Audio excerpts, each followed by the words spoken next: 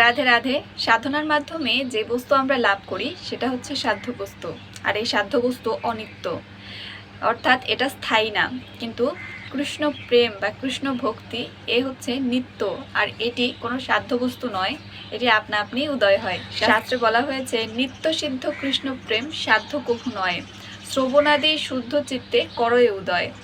অর্থাৎ যেমন আমরা সূর্যকে যখন মেঘে আবৃত অবস্থায় দেখি, আপাত দৃষ্টিতে মনে হতে পারে যে সূর্য অদৃশ্য, কিন্তু প্রকৃতপক্ষে কিন্তু সূর্য বিরাজমান আছে।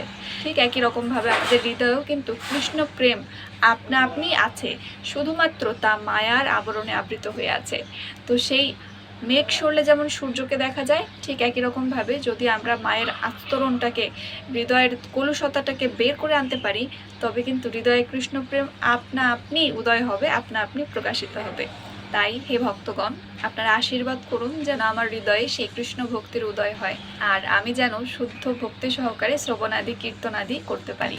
আর আমিও আপনাদের জন্য প্রার্থনা করছি যেন রাধা মাধব আপনাদের সবাইকে কৃপা করেন, আপনারাও যেন শ্রী রাধা মাধবের নাম সংকীর্তন আদি শ্রবণাদি শুদ্ধ চিত্তে ভক্তি সহকারে করতে পারেন। সবাই খুব ভালো থাকবেন। হরে কৃষ্ণ, রাধে রাধে।